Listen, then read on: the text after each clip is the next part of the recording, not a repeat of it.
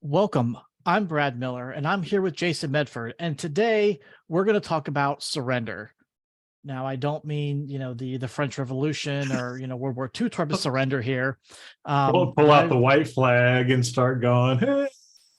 right, yeah, we're not talking necessarily about that today, but we're talking about surrender when it comes to surrendering control.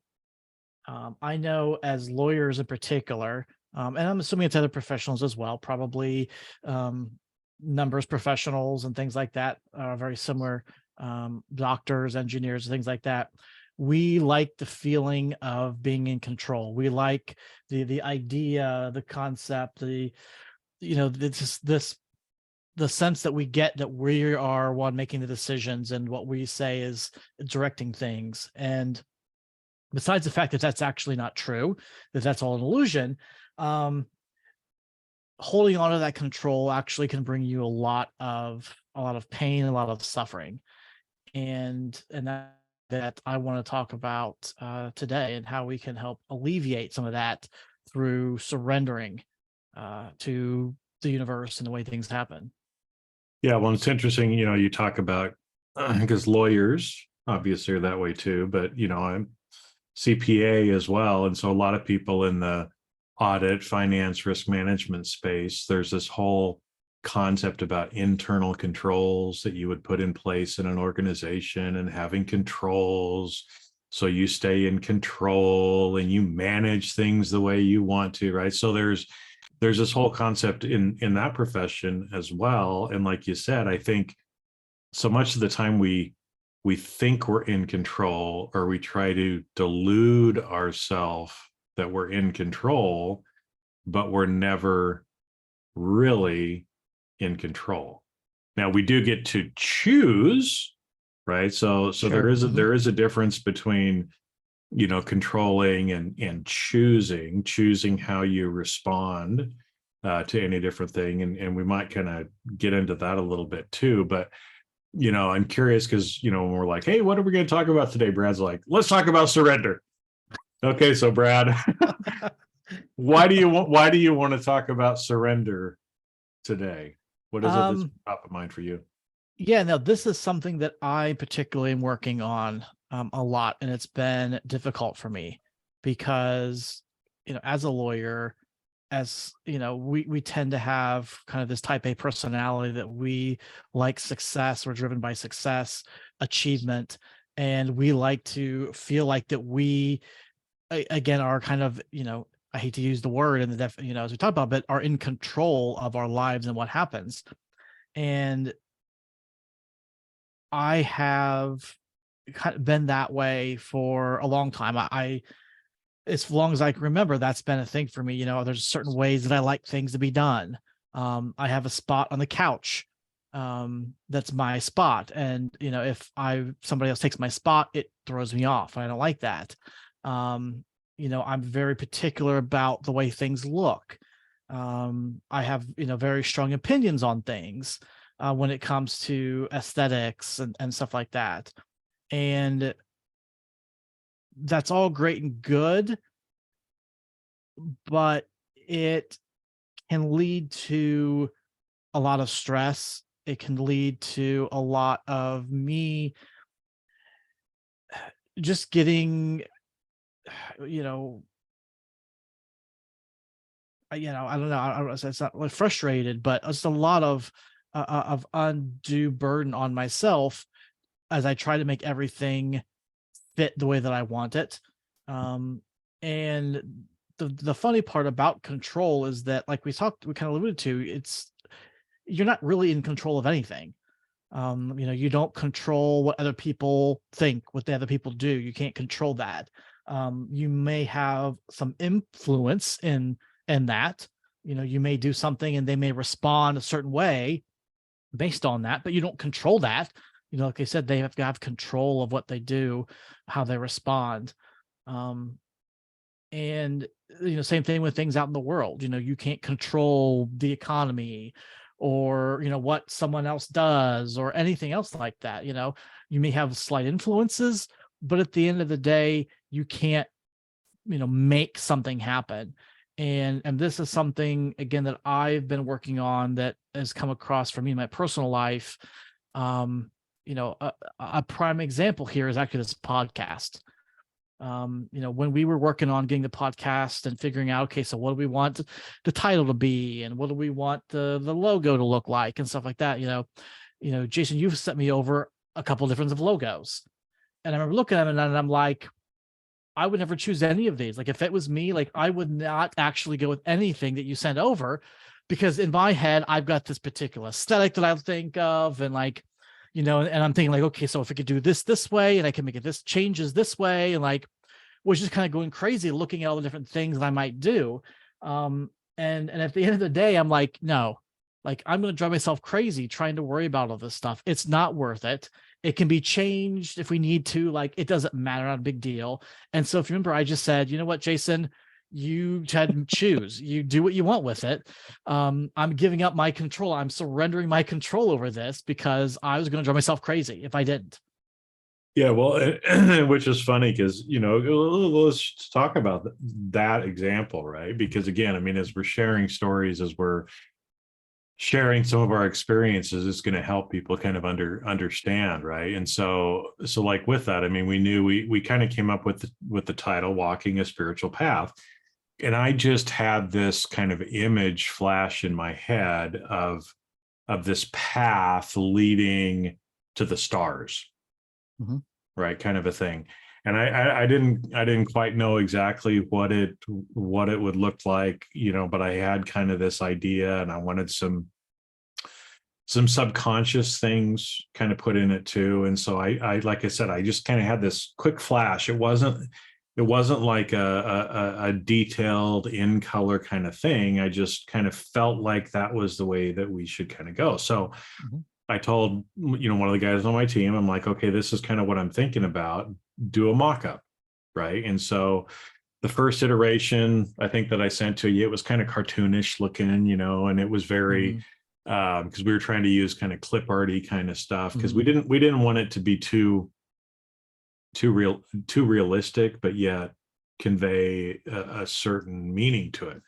And so I saw it, and I'm like, well, I'm not in love with it, but hey, it's all right. What if we move this or move that? And you kind of send it over to you, and you're like,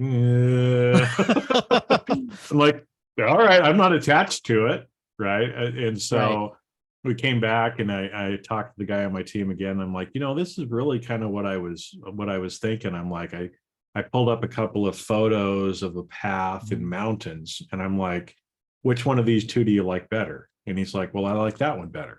I'm like, okay, well, let's kind of use that. And he'd kind of pulled that purple sky cosmic with a portal, kind of a hole in Mhm. it. And I love that whole idea too, because from a cosmic and spiritual perspective, there's portals that we can go through. And Sure. anyway, we might talk about that later, but it kind of evoked to me, right, this idea of walking a path here in this celestial world, but Mhm. also aspiring and elevating ourselves into the greater universe that is out there. And so Mhm. that's kind of what we came up with. And so we mocked up like 4 different ones, and we're like, which one do you Mhm. like better? And you're like, well, you guys just decide. So I picked one, Mhm. right? And Yeah. like I said, we can always change it, right? I mean, we Mhm. can change the title of the podcast if we Sure. want to as well, right? And I think this whole idea of surrender and control is so important spiritually, because it kind of puts us in a certain mindset, right? Like, Mhm. so much of the time we feel like, well, if I make a choice right now, then I'm locked into that for the rest of my life. Mhm. But we're never locked into any particular decision that we make. We can always choose something different in the future, right? I mean, there were certain foods that I hated eating when I was a kid. Some of them I eat now. There's other things that I used to love to eat, and now I don't like anymore, right? And somebody might look at me and go, well, how come how come that's the case, right? And it's like, well, I don't know, I just don't really like it now. I'm just choosing something different, and that's okay, right? And there's nothing out of control of my life because of that. It's just a feeling that I have at this point, right? But it's interesting too, because as you said, I think, and I've noticed this from a lot of people that I know, and even in myself, is the more we try to control things, the more anxiety we bring into our lives as well, Yep, right? Because exactly. we want things to be picture perfect. We want, Hmm. the white picket fence, the 2.7 kids running around in the yard, or whatever it is, right? Whatever you've set some ideal up to be. And if you are not getting that, then that leads to a lot of anxiety, maybe some other kind of negative emotions. And we've already kind of inferred a little bit, but I'll just say it again, because you're going to hear us saying the same things over and over again. Because some of you might be going, well, but what does that have to do with spirituality? Right? Because, again, as we've talked about connectedness and well-being, if you are anxious all the time and your monkey mind is going all the time, you're not open to receiving or to connecting with the greater, because you're stuck in your own head, right? And those lower frequency, lower vibration emotions keep you away from some of that elevated beings, elevated thoughts, consciousness that are out in the universe, because they don't vibrate at the anxiety frequency, right? Well, Yeah. yeah, like I say, we talked a couple episodes ago, I think, about intuition, and it's the same thing. Is if you're always anxious about things and you're, always in fear, you're not going to be able to hear that intuitive nudges that you get. Mhm. You know, Yeah, because your brain is just it's on overload, and all right? you're hearing is that anxiousness, the worry, everything Mhm. else, the fear that might be there. And the greater universe, God, whatever you want to call it, doesn't talk in that language. Right? So Mhm. if you want to hear that inspiration, you've got to quiet your mind and raise your frequency and vibration to something that matches, right? It's like turning the dial on your radio station, right? You've got to tune into that right frequency to be able to hear that intuition. And if you're spending all your day in fear and anxiety, you're not going to hear that intuition. Right. Yeah. So that's definitely part of it. The other part for me was the peace of mind. Kind of go back to the anxiety piece. Um, is that trying to get in control, trying to make everything just so, it doesn't really let you have that peace of mind, because you're always concerned about this and tweaking this and this, and like you're always thinking like that. So my other story is my daughter. So I've got a 7-year-old daughter, and I'm sure we'll talk more about her um, in the future. But she has her own bedroom, and of course, as a parent, as a lawyer, professional person that likes things a certain way, I have a vision of how I like her room to look. Very nice and orderly and neat. We got a bookshelf for her books. We've got dresser, as a closet for clothes, bins and things for her toys. Like, we've got places for all of her things to go. And so in my ideal world, her room would look, like one of those magazine rooms. Obviously, Town this and is country at the Miller's house. right. Obviously, this is a 7-year-old. So like that's not realistic. And so it's been a challenge for me to get past my desire to have her have this perfect looking room, because for whatever reason, and maybe it's being 7, maybe I don't know what it is, but she has an aversion to cleaning her room. She will, say, okay, you need to get your room cleaned up, straightened up. So she'll go in, and 2 minutes later we'll go in and she's sitting there reading a book, or she's sitting there playing with the toys that she's supposed to be putting away. There's more on the floor now than there was when we came in 2 minutes ago. Like, I don't know how it happens, but like all the mess on the floor multiplies. It's crazy how it works. I'm sure maybe your accountant friends could tell me how that works and the numbers and stuff, but it's crazy just how much stuff is there and how much worse it is after that time. And then we get on about, okay, you need to clean this up. And then she breaks down into tears and she sits there and she cries. And at the end of the day, it's a fight to try to get her to clean up her room. And I've had to come to grips with the fact that her room is never going to look like that magazine picture. Like that's just not realistic. Because first of all, it's a 7-year-old living there. Like she's not doesn't have that same vision of what her room looks like as what I do. And it's her room. Like that's where she needs to feel comfortable and whatever.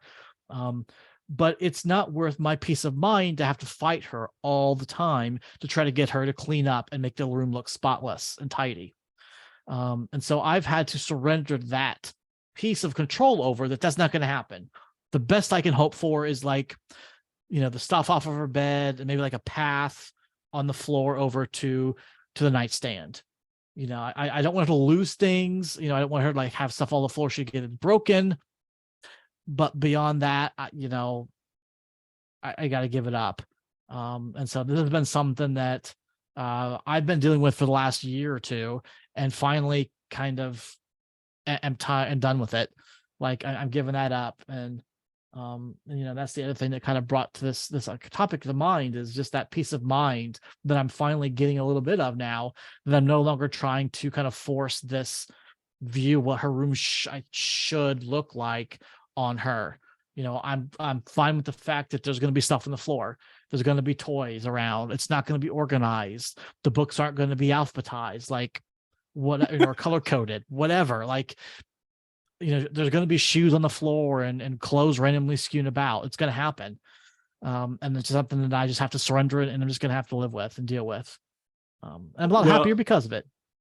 Well, yeah, and I think it's because like you said, I mean, to expect a 7-year-old to be able to do that, it's pretty hard, right? But we have high standards in this house, though. Well, okay, all right.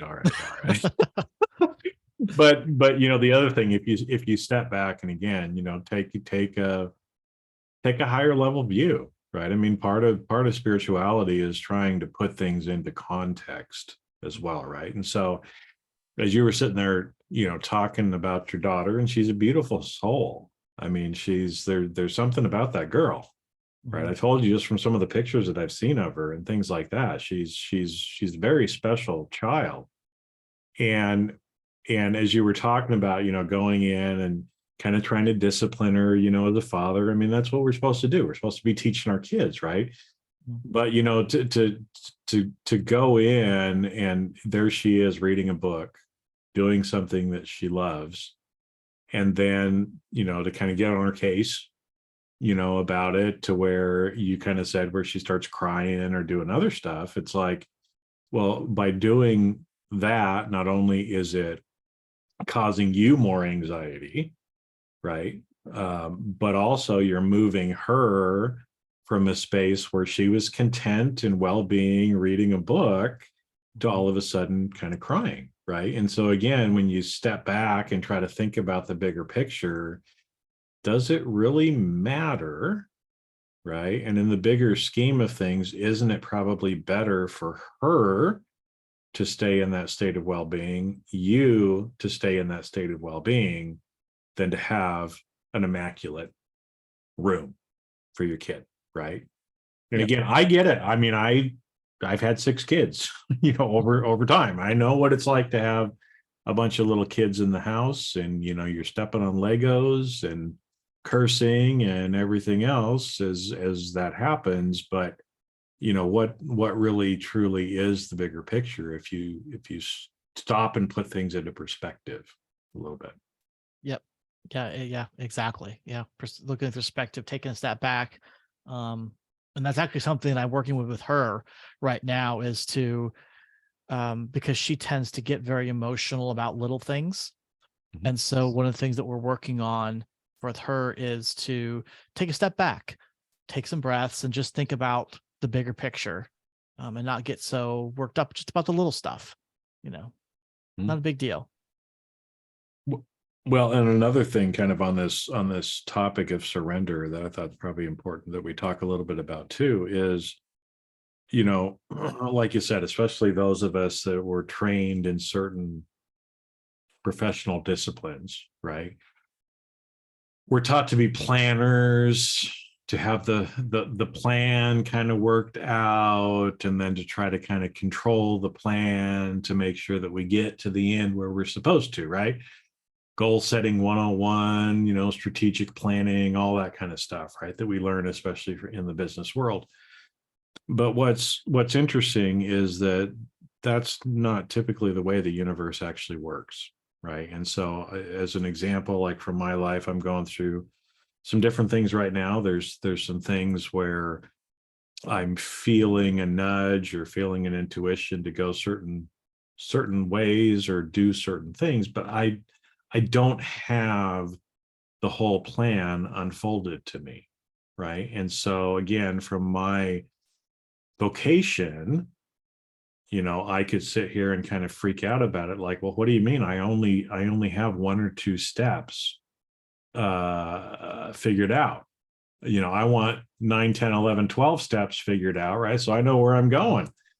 But that's not how the universe actually works. We're usually given one or two, maybe three things at a time.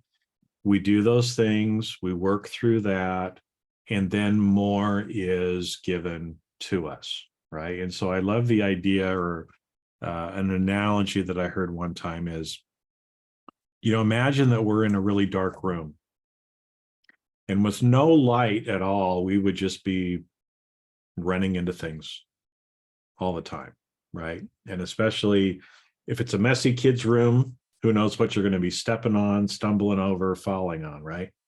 But what if we just had a little candle, and that little candle is going to give us a little bit of light, but it doesn't show us the whole room. Maybe it just shows us a few steps, right? And that candle gives us a step or two, but when we make that step, then more is illuminated out in front of us.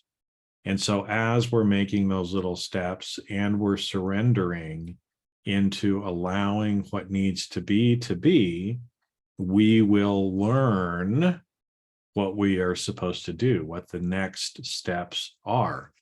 But if we just stand there and we stomp our feet like little toddlers and are like, no, God damn it, I want to know I want to know the next 5 years of my life. Well, good luck with that. Right? Good luck with that.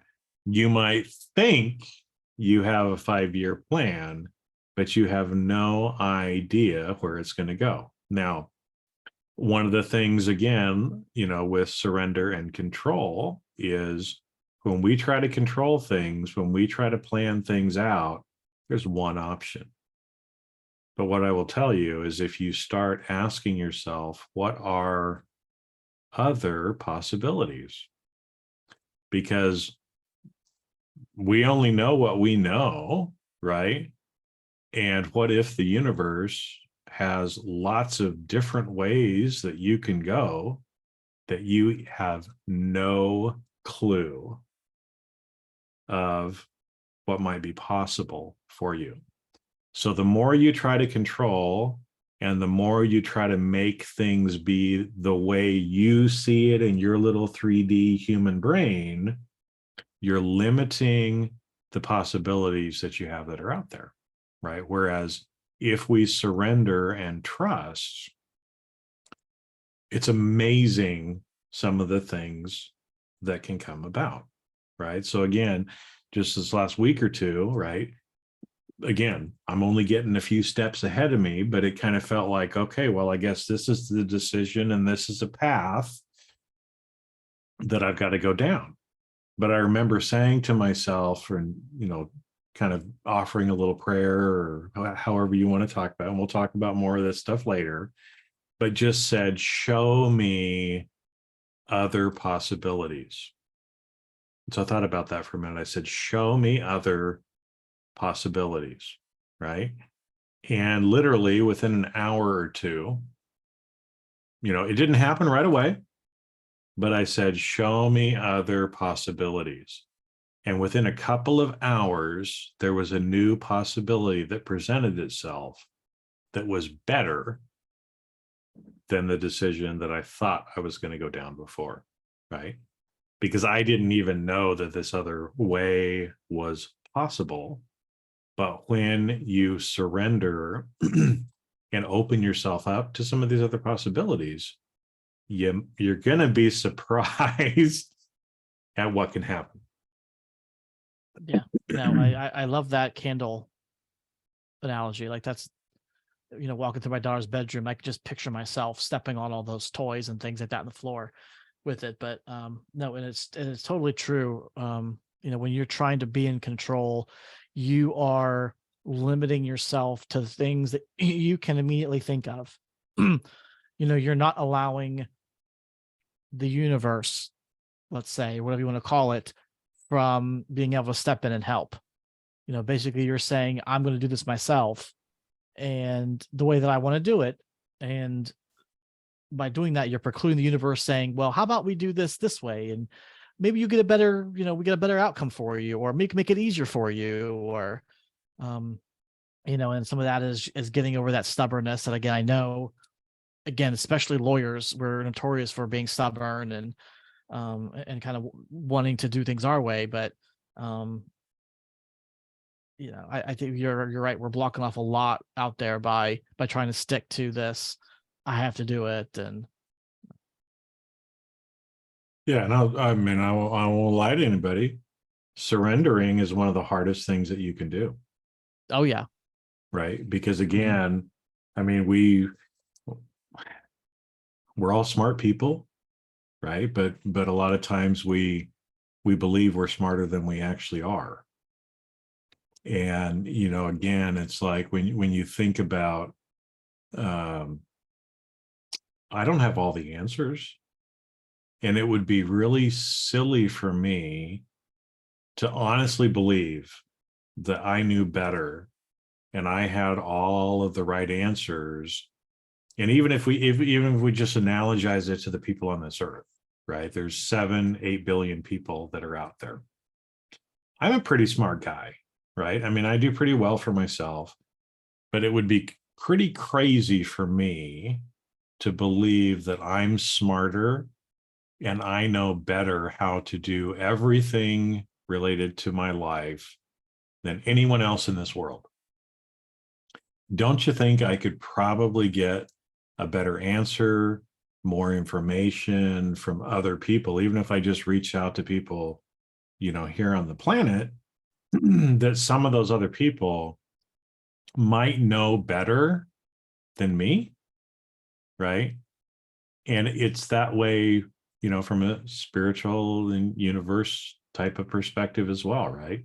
So to have ego to think that you know better than other elevated beings, the collective consciousness, you're limiting yourself, right? But again, that's what we get taught. That's what we get indoctrinated with here on this world.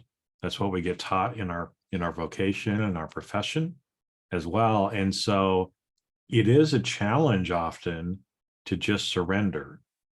But I know every time I've just surrendered, good things have come, right? And so, sometimes we wait until we're kicked in the mouth. I mean, I was talking to one of my friends who was like, we were talking a little bit about money.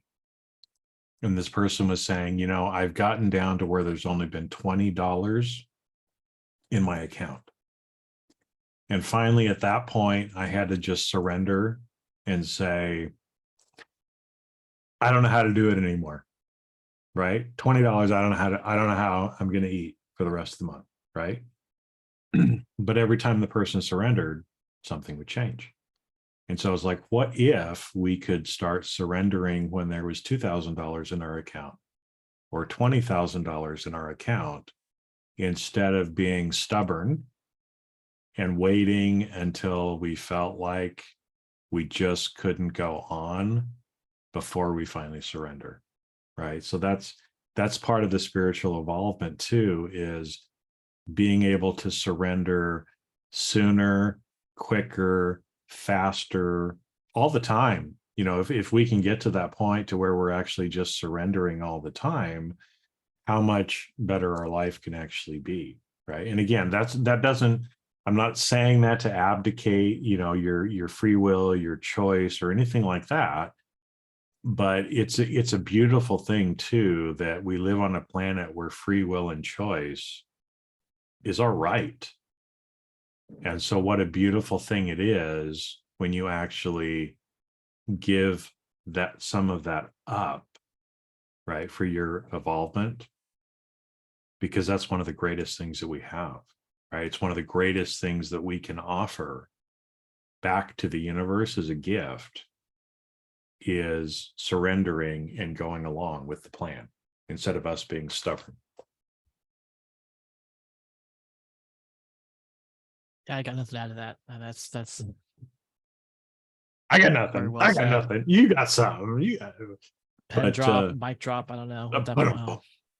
but no, I think this was it's a good reminder, and I have to remember it every day, myself. I mean, it's a constant thing, right? But how important surrendering actually is, not just, for our psychological well-being, but also for our spiritual involvement as well. Yep. Exactly. Well, on that note, I think we've given the audience a lot to think about. So I'm going to surrender to the desire to wrap this up today. Thank you guys again for listening to us back and forth banter. I appreciate it. Also appreciate those who've already given comments on the podcast. We love that you're listening, that you're watching. If you're watching this on YouTube or whatever, and you can actually see Jason's beard that way, that's all the bonuses that way. You're like his beard in all his glory. I'm thinking, I don't know. My dad says it's like Billy Gruff. What do you got that after? Anyway. But yes, you can see it there. A beard of wisdom, or I'm sure there's like a sage or something like that. Why sage? But again, thank you guys for listening. Thank you for your comments. Thank you for sharing it with others. And we'll catch you guys on the next episode. All right. Thanks, everybody.